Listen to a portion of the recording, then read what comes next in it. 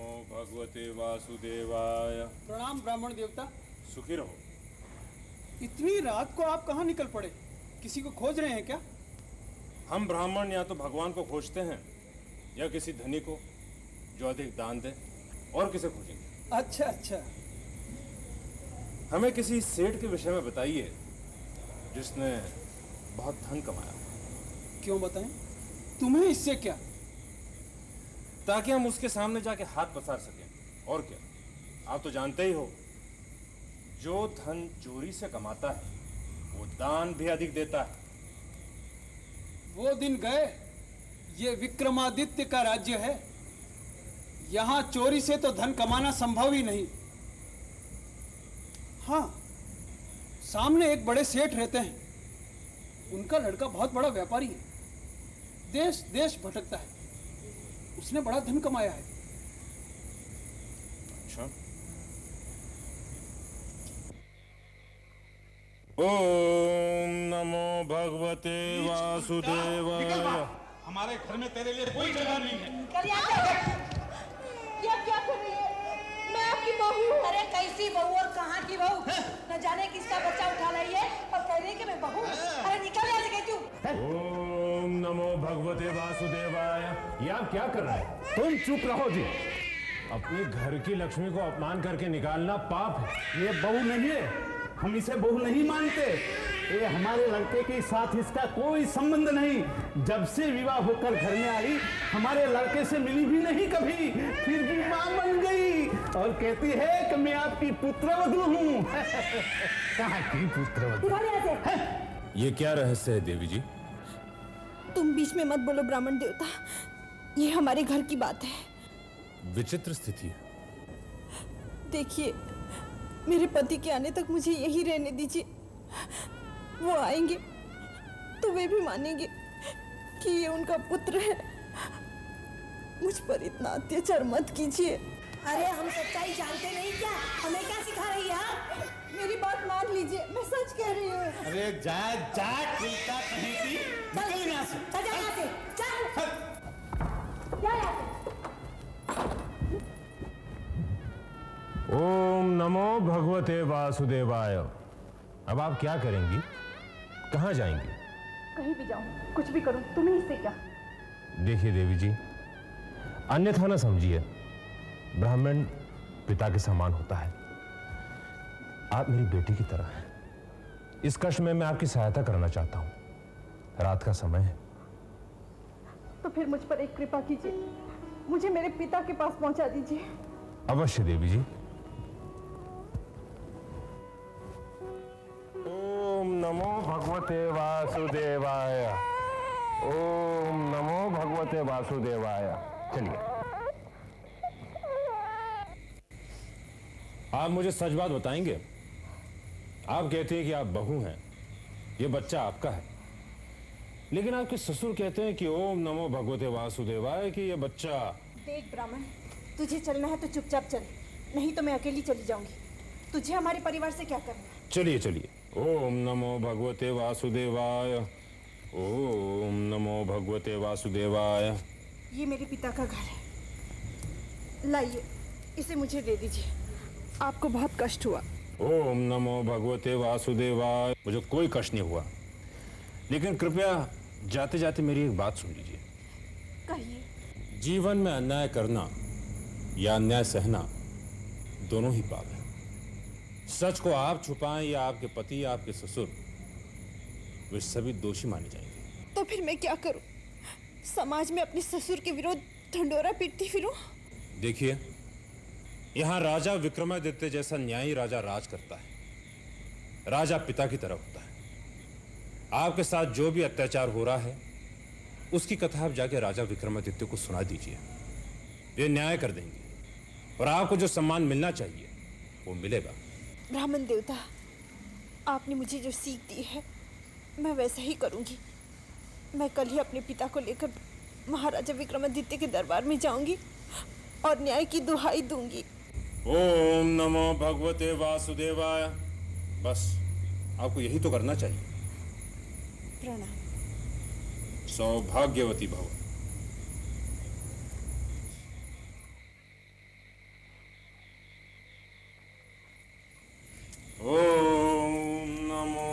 भगवते वासुदेवाय। महाराज, नगर के एक सेठ श्याम सुंदर अपनी पुत्री के साथ आया है, आपसे कुछ कहना चाहते हैं। बुलाओ। प्रणाम महाराज।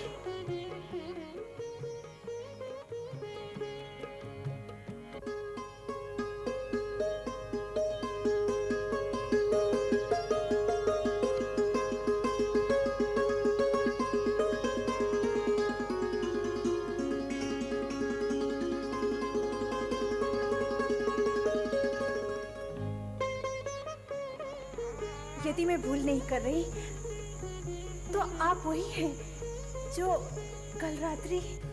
ओम नमो भगवते वासुदेवाय। मैं वही हूं।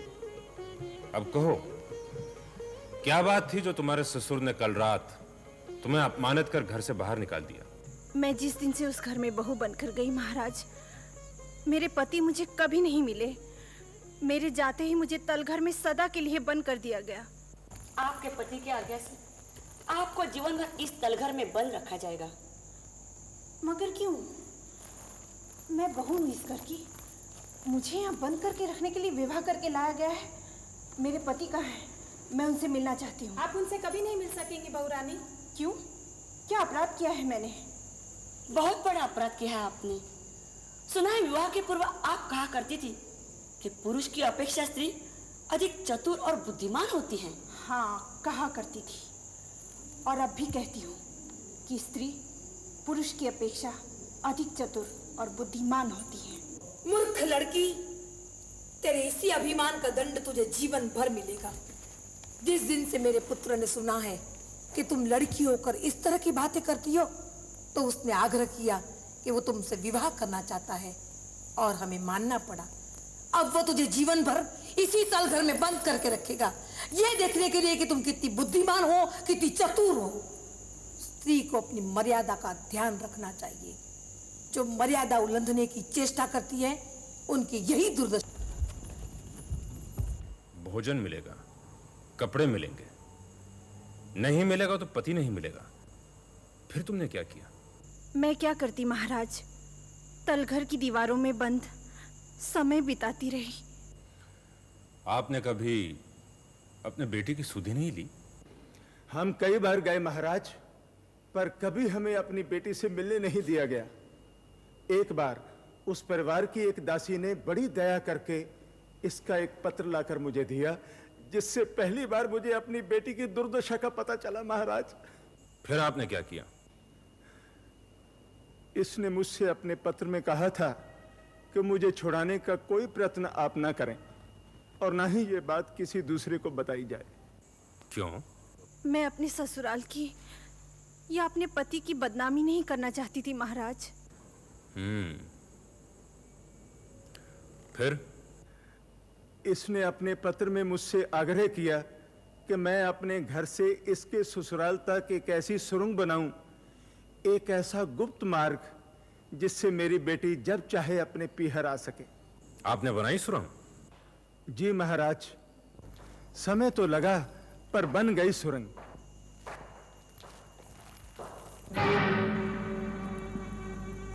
पिताजी। बेटी, मेरी बेटी।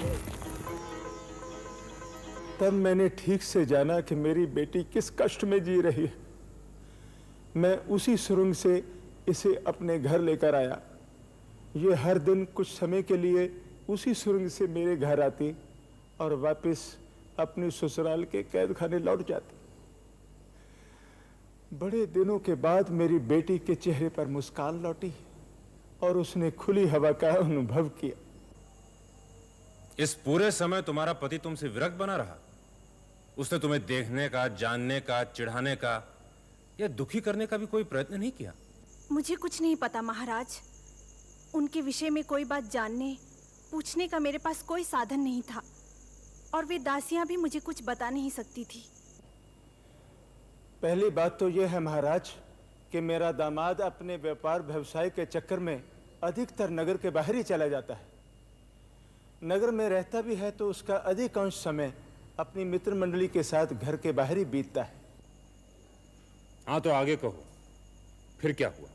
यदि मैं अपने पति को पाने का प्रयत्न नहीं करती तो मेरे जीवन का कोई अर्थ नहीं रह जाता महाराज। अपने पति को रिझाने और उन्हें अपनी ओर आकर्षित करने के लिए मैंने ग्वालन बनने का निर्णय लिया और अपने पिता से कहकर नगर के बाहर एक झोंपड़ी बनवाई, कुछ गाय भैंसे पाली और ग्वालन का वेश धारण करके उज्जैनी के मार्ग पर दूध बेचने लगी। हाँ, इसके बाद क्या हुआ? अरे वो तो उसकी स्त्री बड़ी समझदार थी, सारा षड्यंत्र समझ गई और उसने अपने पति को समझा दिया। मैं नहीं मानता, ऐसा हो ही नहीं सकता। स्त्री में बुद्धि ही नहीं होती, तुम उसे समझदार कहते हो? तुम तो हर बात पर स्त्रियों के विरुद्ध बकते रहते हो। दूध ले लो रे दूध, हाँ दूध ले लो रे दूध। दूध वाली आ रही है। बहुत सुंदर है यार, मैंने कभी सोचा ही नहीं था कोई ग्वालन इतनी सुंदर होती है।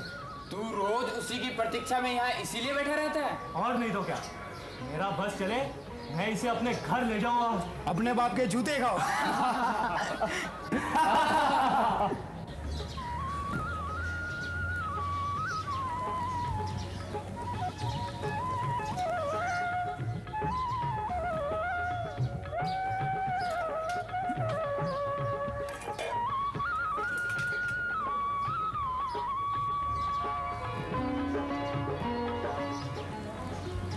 दूध ले लीजिए ना मालिक जी, थोड़ा सा ही बचा है। अब इसे लेकर मैं कहाँ जाऊंगी? ला दे, इधर ला।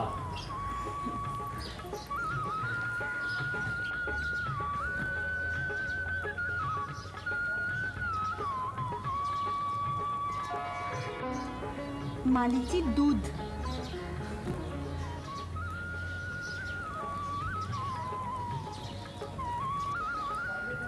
हाँ, अब बोल, कितने दाम हुए? अरे काहे का दाम सेठ, फिजूल फेंकने में चला जाता, इससे अच्छा हुआ तुमने पी लिया। ये लो।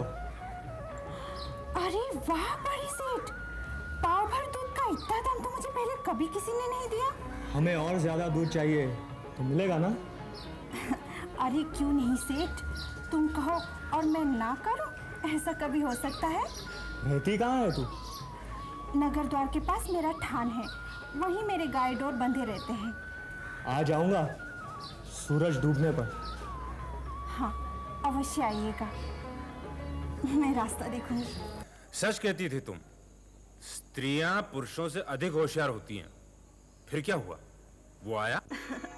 क्यों नहीं आता महाराज, वो मुझे अपनी विवाहिता पत्नी थोड़ी ही समझता था। जो अकड़ दिखाता उसे तो आ नहीं था। दूध का तो सिर्फ बहाना था, उसे तो ग्वालन की तलाश थी और मुझे भी उसे दूध थोड़े ही बेचना था, मुझे भी अपना पति चाहिए था। ऐसे ही बड़ा समय बीता महाराज। हर रोज ससुराल से सुरंग में होती हुई मैं पीहर आती और ग्वालन का वेश धारण करके उनके साथ समय बिताती। वो तो दूध बेचने वाली का प्रेमी, उसने मुझे कितने जेवर भेंट किए, कितना धन दिया और सचमुच मुझे बड़े सुख से रखा। फिर एक दिन जब वो मुझसे वहां मिलने आया महाराज, तो वहां ना वे गाय भैंस थी, न वो ग्वालन और ना ही उसकी झोंपड़ी। यहाँ वहां पूछता ही रहा कि वो ग्वालन कहाँ गई, पर किसी को पता हो तो जवाब दे। किंतु तुम अदृश्य क्यों हो गई? ये मां बनने वाली थी, अब यश ही फैलता, ये बदनाम होती और मेरा दामाद तो होता ही। मैंने इन दोनों का मिलना जुलना बंद कर दिया। और एक दिन दासियों ने भोजन देने के लिए दरवाजा खोला तो देखा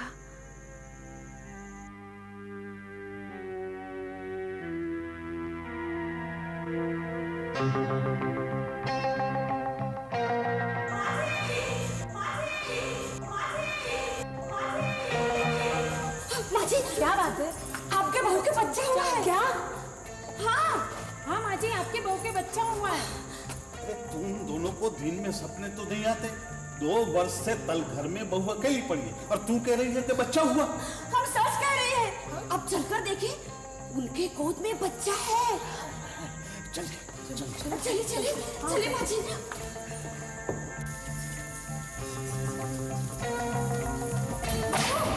ये बच्चा किसका है?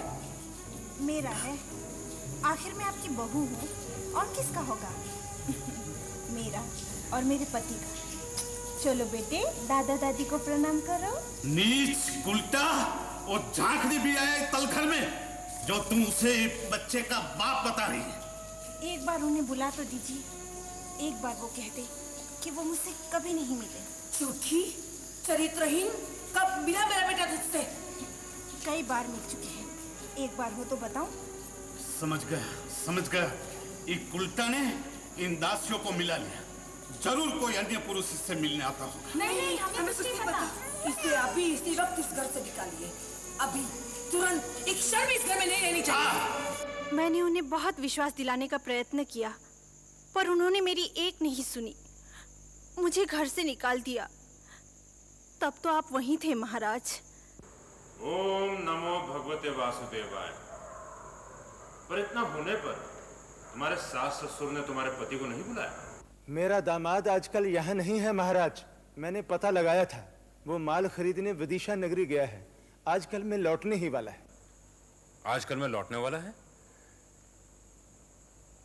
अर्थात हमको चलें तो वो हमें विदिशा नगरी के मार्ग में मिल सकता है। बम भोले बम बम भोले बम बम बम बम भोले भोले शंकर।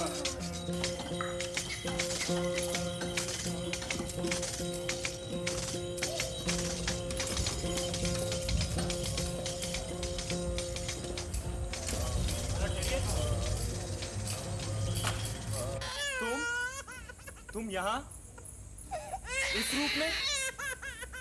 मैं और क्या करती? इसके सिवा और कोई रास्ता नहीं था। मेरा जोगन हो जाना ही ठीक था।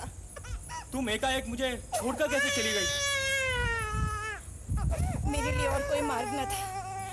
इसे देखो, तब मैं तुम्हारी इस बच्चे की माँ बनने वाली थी। मेरी तो बदनामी होती, साथ में नगर में तुम्हारी भी बदनामी होती। इसलिए मैंने सोचा इस प्रेम कथा का यही अंत हो जाना चाहिए। पुत्री, ये पुरुष कौन? ये मेरे प्रेमी हैं, मेरे सब कुछ है, मेरे इस बच्चे के पिता हैं। सुखी रहो। जब ये हमारे आश्रम में आई, ये मां बनने वाली थी। बहुत दुखी थी, आत्महत्या का सोचती थी। हमने कहा नहीं, ऐसा नहीं होगा। बच्चे को जन्म देने के बाद ये जोगन बन गई। ठीक ही था। प्रेमी छूट जाने के बाद इसका इस दुनिया में था कौन? नहीं बाबा, अब ये जोगन बनकर नहीं रहेगी। मैं इसे कब से खोज रहा हूँ। मुझे इनके साथ जाने की आज्ञा दीजिए बाबा। यदि ये तुम्हें बहू मानकर अपने घर ले जाए तो हम ये आज्ञा दे सकते हैं। मुझे स्वीकार है। तो जाओ, अपने माता पिता से कहकर हमारे स्वागत की तैयारी करो। हम कल प्रातः तुम्हारे घर आएंगे।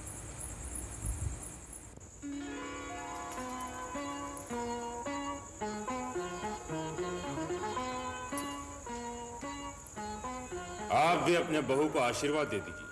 अरे हाँ, यही तो हमारी बहू है। तो वही है। यही आपकी बहू है। यही है वो ग्वालन, यही है वो जोगन, यही है आपके बेटे के बच्चे की मां। और एक बात समझ लो, तुम अपने आप को बहुत बुद्धिमान मानते हो ना, पर स्त्रियां भी तुमसे कोई कम बुद्धिमान नहीं होती। मेरा पोता कहाँ? ये रहा।